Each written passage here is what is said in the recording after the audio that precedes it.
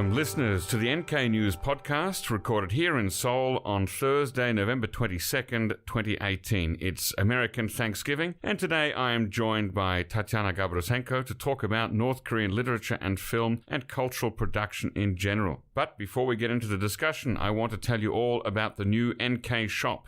NK News annual shop is back in business for the holiday season. Chad and the team have really stepped up their game this year and have extremely limited edition retro t-shirts, 2019 calendars, I gave one of them to Tatiana, postcards, and my personal favorite, the Andy Warhol inspired North Korea canned goods posters and vintage DPRK travel posters. Listeners to this podcast can get 10% off their entire purchase by using the code NKPodcast10, that's NKPodcast10, all one word, at the checkout. Just go to nkshop.org to see what's in stock this year. All kinds of really great gifts ideas for friends and loved ones and any North Korea watcher. So, today's studio guest, Professor Dr. Tatiana Gabroussenko, obtained her PhD in East Asian Studies at the Australian National University in Canberra. She is currently a professor of North Korean Studies at Korea University in Seoul. I had the good fortune of taking one of her classes for one semester in 2014 when I was a humble exchange student from Leiden University. Her 2010 book, Soldiers on the Cultural Front, Developments in the Early History of North Korean Literature and Literary Policy, was included in the Choice magazine list of outstanding academic titles of 2012. Welcome, Tatiana. Thanks for joining me. Thank you very much. Thank you for inviting me. How did you become interested in North Korean cultural production? Actually, I'm not a cultural studies person at all. At least my background was history. So I was more interested in Korean history, Korean societies, Korean sociology most probably. But what I found problematic when making my research is to find some sources, reliable sources of North Korean study in North Korea. And mostly we rely on detective stories or some rumors.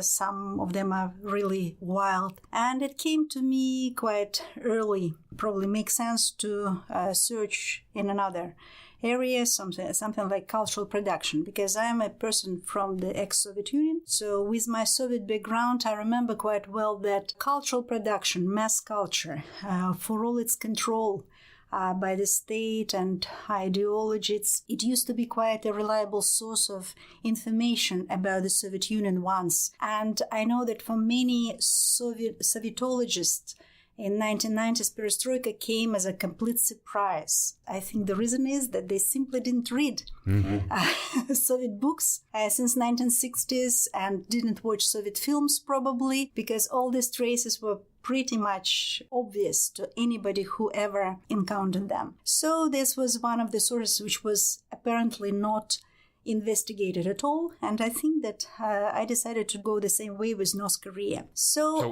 sometimes culture can be a predictor of social phenomena that happen later. Yes, probably because culture shows you, for all it control, culture shows you cultural discourse. It's environment, it's the atmosphere in society much better than any defective stories or whatever. It's much more objective, especially when you read not one or two stories. Some one or two could be misleading, but you have to immerse into the whole flow of this culture. That's why I never concentrated on something special like literature or films or songs. I try to investigate this all together. Of course, in case of North Korea, we have one much more close society than Soviet Union, even in the harshest Stalinist period. So the sources were very limited. They were always very limited. And so I began my studies with the only source available at the moment. It was in Australia. It was this North Korean literature, a regular monthly, which published. And for some reason, Australian National Library, they had close connection with Central Library in Pyongyang. That's where my studies started from. Later, I spread my interest to big novels because Choson Wonhak, they normally contained, each issue contained one or two short stories, and this is apparently not enough. It was good, it was quite interesting, but still not enough. So then I started to read big novels. big novels, which are very popular in North Korea, like a source of entertainment. And then I turned my attention to films and songs and TV shows and whatever is available now with internet, because internet, it can break through even the society like North Korea. So, okay, so you've mentioned a variety of different North Korean cultural products. You mentioned short stories in literary journals. You mentioned big full-length novels, movies, songs, and TV programs. Is that it, or are there more kinds of North Korean cultural products that are worth examining, that you cover in your research? What other kinds of products are there? Actually, I develop all the time, so I'm not concentrated on something special. Just recently, I found out my current research is based on, so I concentrate on North Korean TV dramas, which became very popular in 2000s. That's what I'm doing right now, but also, there are such things as TV shows in North Korea, comedy shows. This is a new one which I only started to investigate. Okay, now there are so many questions that we can ask about that. In fact, I think I'd like to encourage at this point listeners who are listening to the podcast, if you have questions about cultural production or cultural products of North Korea, send them in by email and we'll collect them and have Tatiana on at a later date for a second podcast just to answer all your questions, because I'm sure lots of people will have questions about North Korean sitcoms and dramas. I've got a question about Kim Il-sung and Kim Jong-il. They both taught certain ideas about literature, and certainly Kim Jong-il wrote these texts on literature, on the arts, on cinema making. What can we learn from reading such texts? Very honestly speaking, nothing. In my understanding, it's just words which do not reflect at all any cultural policy, any actual cultural policy. It's just words, it's just expression. They're totally empty. Because in my understanding, in order to understand where this culture is moving, you just simply have to read or to watch what they do. For example, the process like 1980s. In 1980s, North Korean culture experienced a period of unprecedented openness, liberalization, something unprecedented, really. So you see these dissident stories, you see these films which were devoted to corruption, for example, in North Korean education, systematic corruption, not just once or twice, but just as a system. But if you read all these propaganda materials, official propaganda, you will find nothing. You will only see that, this is the spirit of the 80s, as they say, this ideology of Sumnin Yonun, so hidden heroes, nothing new, nothing much, but the actual development of the culture that actually helps us to understand where the culture is moving. So why would North Korea waste so much time and resources on these very, very thick books? I think it's not so much about wasting time, but rather giving some authority, additional authority to Kim Il-sung and Kim Jong-il. Kim Jong-il was, of course, much more intellectual person than his father was, but his father was a typical soldier, the full soldier, and so he, in reality, of course, he had not this, not this atmosphere of intellect. He didn't know much. He was never involved in any cultural production, or he was not interested in culture, in reality, in real life, Kim Il-sung. So I think it was part of propaganda campaign, part of cult propaganda to increase this atmosphere of intellect, something like that. Because providing Korean tradition, the leader has to be a person who's cultured. This cultural person, probably to add some cultural environment, just cultural influence, something like that. But only for that. I don't think that this is something to do with real politics or real. Of course, they were the people who actually did this politics, but they didn't do this in written forms. They never announced this. That is the biggest difference in North Korea with the Soviet Union, for example, because 1980s in North Korean literature and arts could be quite comparable with Thor in the Soviet Union, or first perestroika, you can call it like that, which happened during Khrushchev's eras. But Khrushchev, he was a very open-minded man, so he never hid forbidden any attempts to change the cultural atmosphere. He spoke a lot about that. So the Thaw was actually openly announced in the country. In North Korea, it never was announced at all. They had this Thaw in 1980s, but they never announced. And the very word Pyongyang, change, it's a big word. It's a bad word in North Korea. So Pyongyang 없이 살아요. So we live without change. That's how they say. So if I understand correctly, then you're saying that real North Korean cultural policy, literary policy, is completely divorced from the books written by Kim Il-sung and Kim Jong, or written under their name, and that true policy is given in an oral form. It's never written down. Why is it important to not keep these things written? Because the policy can be changed any moment. The problem is that in North Korea, they don't have this consistent policy. This policy could be changed any moment. For example, this openness of the 80s, which was unannounced completely. In the same unannounced form, it disappeared in the 90s. How they would explain that we are now closing. We stop with all these dissidents. From now on, we are paradise under the siege. So we are not, there are no bad characters in our literature anymore.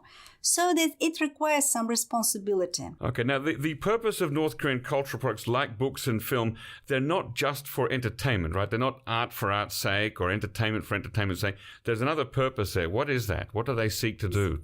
Molding people. That's how I would say. This is, and not only in ideological sense, but normally social molding or molding of people. Strong didactic function, something that we had in previous Confucian culture. But overall, I would compare this with religious culture, religious literature. So it's not necessarily has to be about life of Christ, for example, but it's always imbued with the spirit of Christ or something like this. But it doesn't mean that it's not about Christ, but with the strong tint of religion. You know, for example, fairy tales of Goffman, or this beautiful Moorish architecture in Spain. For example, it's so strongly Muslim architecture, but it does not prevent us from enjoying these works, even if we prefer to close our eyes on some religious messages here. You see lots of other messages as well. So it's not only about a great leader, though the great leader, of course, present. Yeah. I'm reminded of that phrase. I'm not sure if it's from Stalinism or what, but engineers of the human soul. Yes, that was Stalin's expression, engineers of human soul. North Korean leader Kim Il-sung, the first leader, he slightly rephrased this and turned North Koreans into soldiers on the cultural front. So a writer, a filmmaker, a songwriter fighting that battle for the glory of the fatherland. Exactly, yeah. Do we have any idea, is there any information, official or unofficial, about the volume of output at the moment from North Korea? I mean, for example, how many North Korean films are produced every year, or how many novels are published? Do we know anything about that? Of course we have. I can't say how objective these things are, but in North Korea they publish so-called Choson Chunan Nyongam. So this is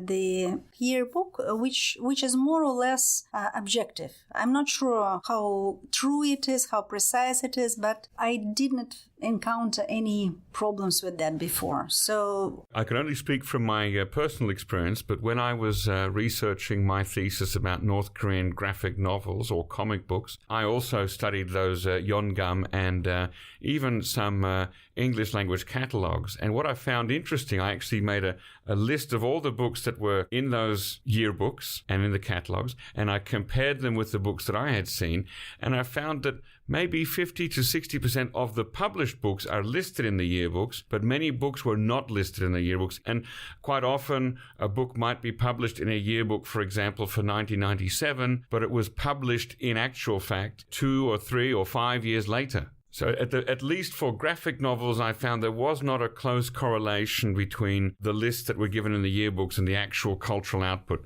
which is interesting given it's such a centralized, state-controlled apparatus, the whole, cultural production. I mean, there are only a limited number of publishing companies. They're all based in Pyongyang. There are only 2 printing houses, both in Pyongyang. So to find such an incomplete list, it seemed surprising to me.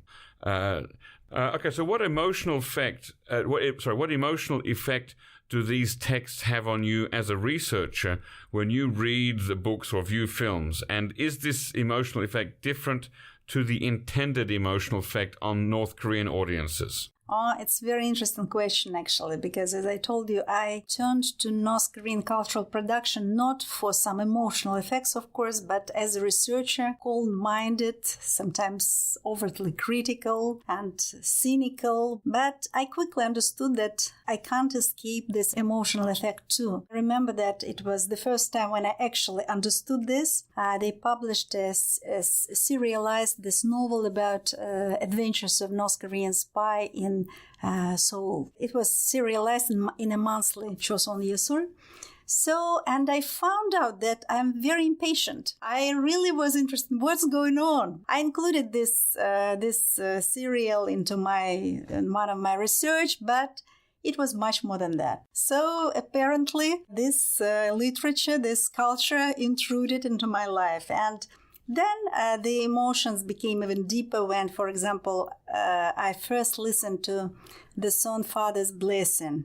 It's from old North Korean film. This song was written by very distinguished North Korean poet Baek In-jun. The old film Kun Hwa Un Hyun Myeon, so the fate of Kim Hyun and Hee. The film is it's a rubbish, but the song was beautiful, really beautiful, and I was touched almost to tears. It reminded me of my own father. It's a lullaby which father sings to his daughters, and it reminded me so much to my father, who sang lullaby to me when I was a child. And the next one, probably another moment, it was when I watched Minjo Kwaunmyeon. It's not TV show, it's not drama in our sense. It's very different. The character who played the major role here, Choi Chan-soo, I like the guy very much. But what touched me most, in this film, it was the moment when he discussed one very burning issue, issue which still exists in between two Koreas, and as far as I understand, it's not actually solved yet. He lived in South Korea, and during the Korean War, he was one of the heroic soldiers of South Korea against North Korea. But by the twist of fate, his conflict with Park Chung-hee, etc., he found himself eventually visiting his homeland in North Korea, where he met with his friends, with his relative. Everything was fine with an exception of his closest friend, of his friend of his youth, because there is a blood between the two, because the sister of his friend was killed because of his strict order, kill all Reds, just military time order. So, and his friend, he understands it quite well that probably this twist of international games, Korean war is a complex, but how to forgive this. So he can't communicate because he remembers the sister, he remembers all this blood. And so this is the problem which indeed exists in between two Koreas, something which is not resolved yet, as we see. I was really astonished to see what is the solution which they suggested. One of the characters says simply, you just forget. Just forget. I understand that we all did a lot of things, but just forget. Without this, we can't be a new nation again. And it was so humanistic. And why it shocked me so much, because exactly the same day when I first watched this film, I just passed near a demonstration here in Seoul, and they were very ultra-rightist demonstration with all these depictions of cruelty of commies during the Korean War, and we will never forget, let's vengeance be complete. And it was such a big contrast between these people and the film, the decision of the film. Is that a message that is repeated throughout many different North Korean cultural products? It's the first time. Before you can see this in different ways, different way, the ways of forgiveness, because in different, this is something started in 1990s when North Koreans started to contemplate the issue of Korean War. And in many other films, I see how they try to explain this, why it happened. Mostly, they explain that people were wrong, people were deceived by Americans or the Soviets or whoever. But this is the first time when they show the character who was totally devoted anti-communist and brave anti-communist and very devoted. He was, as we found out later in the film, he was also deceived. But anyway, it's brave. It's self-sufficient person. I do wonder, though, I mean, it's possible that in that film the message is, if you feel disappointed in South Korea, you feel deceived by South Korea, and you come to North Korea, then it's okay to forgive and forget. Yes, sure. Because they of course, it's not very objective picture, because of course this is only about crimes of South Koreans, but it was something very unexpected to me, and I remember that I showed this film to my South Korean students, and they were really touched by this message. They found it's really strong message. All right. Could you tell us a little bit about your book, which is called Soldiers on the Cultural Front? What did you learn while researching and writing it? Oh, many things. First, this research was about the beginning of North Korean literature and the arts, these complex processes which North Korean soldiers on the cultural front experienced in 1945, 1960. So just the beginning with all the sweat and blood which led to creation of North Korean culture. But what was particularly interesting to me that I based this research, not only on these cultural materials, but also on the interview with the participants with these events. Some of them still lived to that moment. They lived in Soviet Union, ex-Soviet Union, in Kazakhstan and in Moscow. For example, I was able to interview an ex-deputy minister of culture. His name was Chon Sang-jin, so a Soviet Korean who returned in 1955. He came back to run away. So he had very good memory, and he gave me lots of interesting information. The other interesting interview was with Cho Gi-chon's son, who now lives in Moscow. Cho Gi-chon, he was a founding father of North Korean poetry, very famous man, quite well known even in contemporary North Korea, because all North Koreans know the song Hiparam. But also what the other part, it was pleasant part of my research, but it was also very unpleasant part. It was when I carefully read the materials relating to factional struggle in North Korean culture, when I tried to investigate why some person was demoted and purged and how he was demoted and purged. And it was really, really disturbing, all this reading, when you see how people were criticized, all this harsh words, all this critical materials. It was really nasty reading that. Generally speaking, what is the artistic or literary value of North Korean literature, whether it's a novel or a short story? How do you assess their literary value? I would like to say that it's not bad. It's not bad at all. And especially only if you choose to disregard ideological messages or some claims, some slogans which characters sometimes use. Overall, if you prefer to discuss this and read through it, you can enjoy the stories quite well. You can enjoy the stories, you can enjoy the language, because North Korean language, unlike South Korean literal language, it became more just simplified with years. It became more simplified, it included more pictures, etc. North Koreans, they use the old-style language. The old-style language was all these complexities. I learned to enjoy it, actually. I'm Russian. I like Tolstoy and Dostoevsky, so to me, it's perfect. But apart from that, of course, there are very interesting works for real everyday North Korea too. For example, recently I finished the novel by Chon Hyun-chol, Kugi-jakot. So really interesting story, really interesting novel, which I really enjoyed.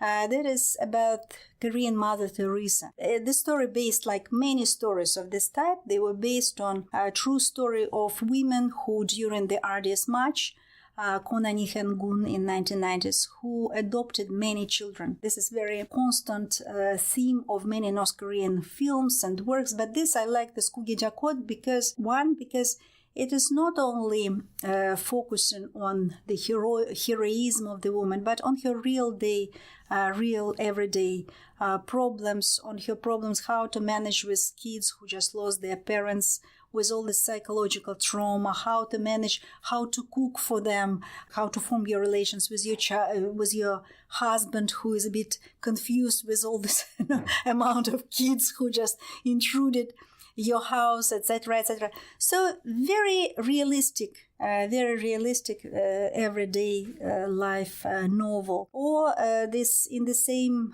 way, I liked this TV drama of 1990s, which is called Uri Yutur. So this Our Neighbors.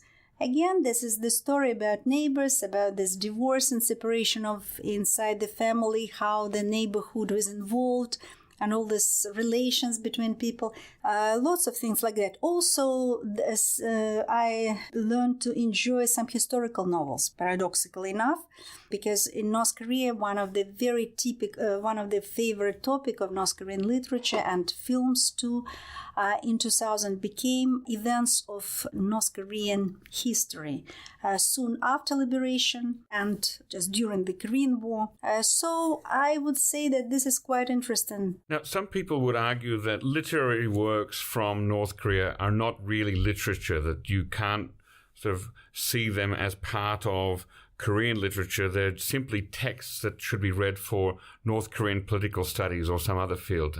How would you respond to that idea? I don't know. I think that people who say like that, what is Korean culture? What is Korea? I do not know. For example, South Korean culture, it's not the culture of 18th century at all. It also an interrupted tradition too, because it's the tradition which experienced the influence of some modernization, foreign influences as well. I find that South Korean contemporary literature has very strong influence of Japanese literature as well. All this pessimism, all this doom and gloom and all this stuff, it reminds me, I don't know how Korean it is. And on the other hand, some traditional motifs, some traditional things, they continue in North Korean literature as well. But again, just to repeat, I perceive this literature as a kind of religious literature. I think that's the closest comparison, the closest parallel.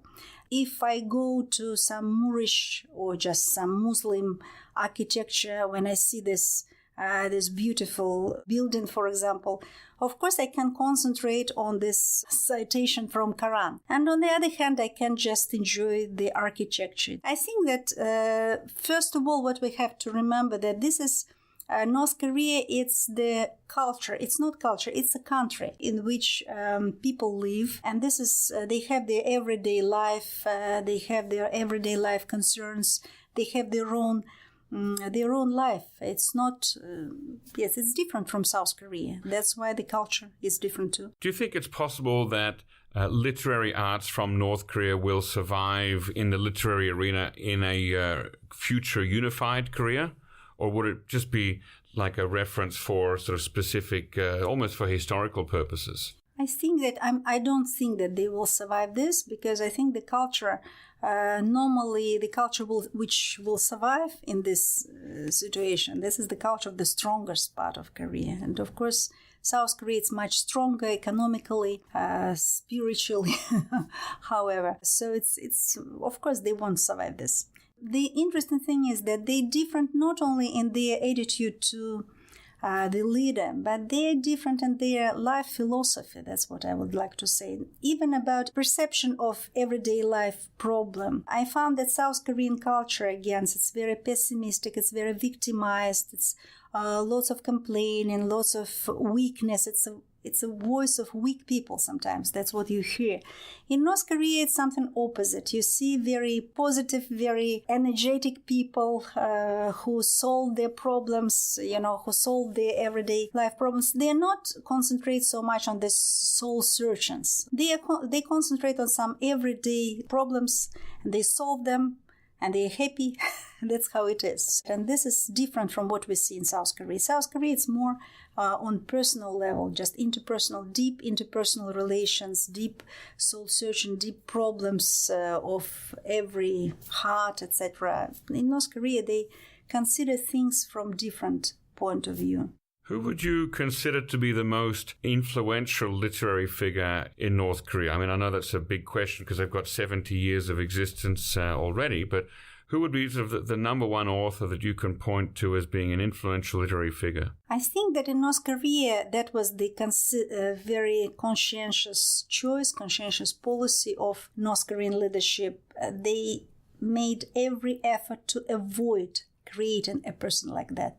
Because I think what they had at the beginning, when they had figures like Lee Gi-yeon or Han Seo-rya, who were too strong by Kim Il-sung's taste. He tried to downplay the influence of these people. And I think that's why, for example, when you read North Korean, when you open North Korean books, sometimes you don't see the much information about each author. So they try to downplay with each. But this tendency started to be just in recent years, North Korean attitude to influential figures in North Korea, in North Korean literature, and that started to change slightly. And one of the recent examples, for example, when I bought a new book by Lee Hee-chan, which is called Tanpunun Ragubi Animnida. So difficult to translate. So autumn is not the end, something like this. You can call it like that. Lee Hee-chan, when I first saw this name, I thought that it's something wrong with me, because Lee Hee-chan, he was the script writer of the long film of 1970s, Uri Chip Munje. So finally, to see his work published in 2000, I'm not sure how old is he now. Interesting thing is that in this book, it's the first time when I saw it, when they published the biography, they published this praise of the person, though they didn't give his portrait. That's interesting thing that North Koreans they still don't publish the portraits of the writers. Yes, so of course there are some different categories of people, like, for example, a person like Ho Moon-gil, this historian, so he was probably a writer of the first category. So there are some writers like Kim Han-il. I believe that this must be the new person, but he is praised, he or she, I do not know, Han-il, what it is, he or she.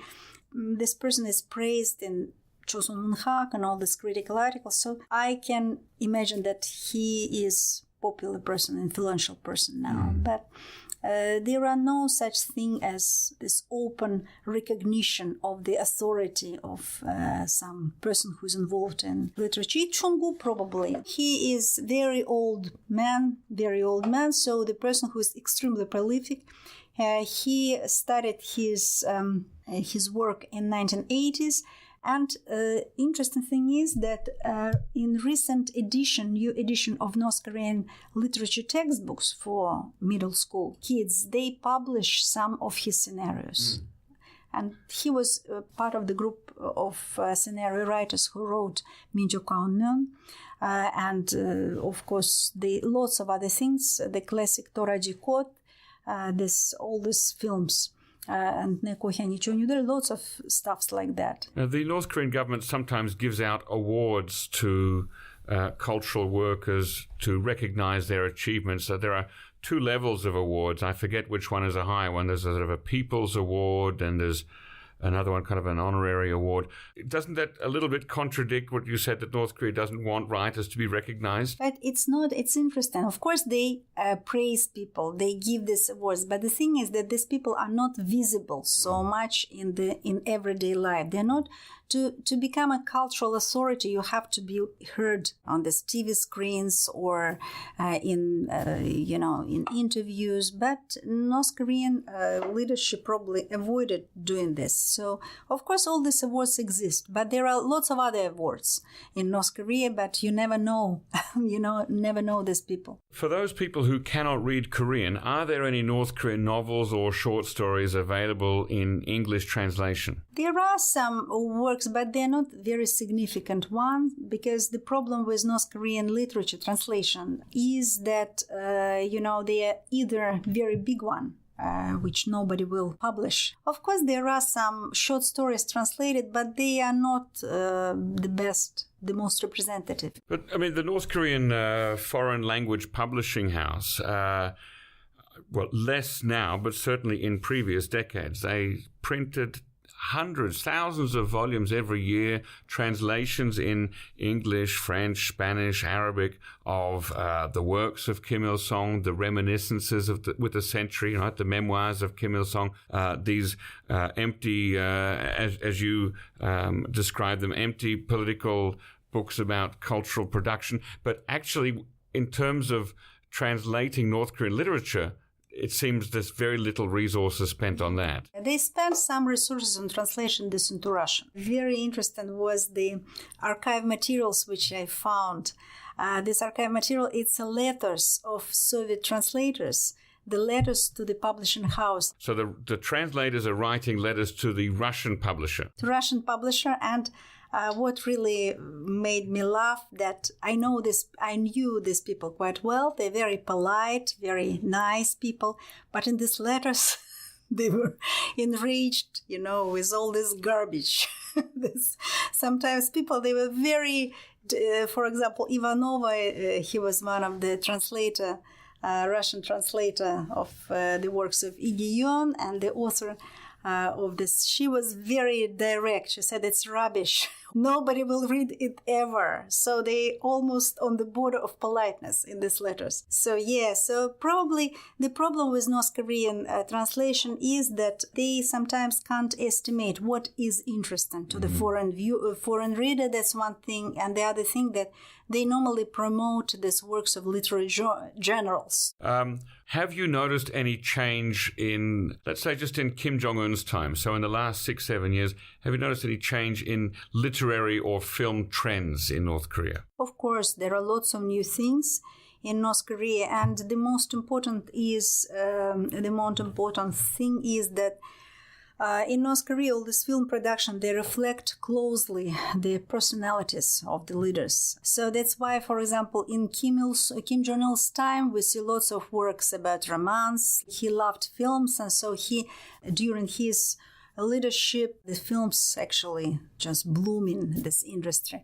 But Kim Jong-un, he's apparently a different type of person, and he is quite interested in sports and children's education, because from what we know, he is a very doting father of his little girl. That's what reflects traits. And so that's why we see many films of today, they are films about education, about children's education, about how to treat little children. And also this sports, about education, sport education, again, for kids.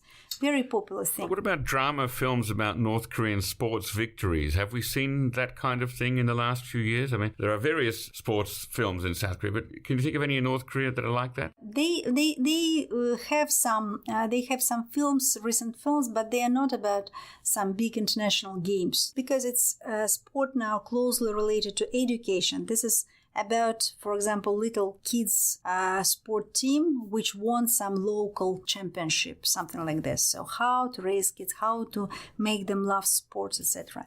It's very children-oriented culture. That's what we see now in North Korea. That's why now new thing is, probably you noticed that in North Korea they since just returned to the old serial for kids, Sonyeon Changun. And not only this one, but also the whole serial of educational films for kids, just about keeping road rules. So some of them are really interesting and, even have some fun. Do you see any sign in North Korean cultural products that as either a reaction to or a warning against South Korean cultural products, which we know are being smuggled into North Korea through DVDs and USBs? And do you see any evidence of that? There is no trace of that, no trace of any danger, any fighting against this danger as we see during Kim Jong-il's time. Kim Jong-il's time you can find time to time things like that, but in contemporary North Korean art and North Korean films or works of we see no reference to any foreign intrusion, any foreign danger, nothing like that. So it seems to me that they want to present themselves as happy society. That's the image. And even more, it's interesting, the attitude to South Korea. The new thing which I noticed, it's not related to cultural production, but it's still part of North Korean media. Now they started to publish probably it was before, but I never saw it before, calls, just the letters to South Korean defectors. North Korean defectors in South Korea, when the family addresses to these people on YouTube and say, please come back to our country. We are now living fine. So we know that you experienced this weakness during the Arias March, but now you are welcome to the bosom of our leader, to our comeback, and you will be safe and sound, everything.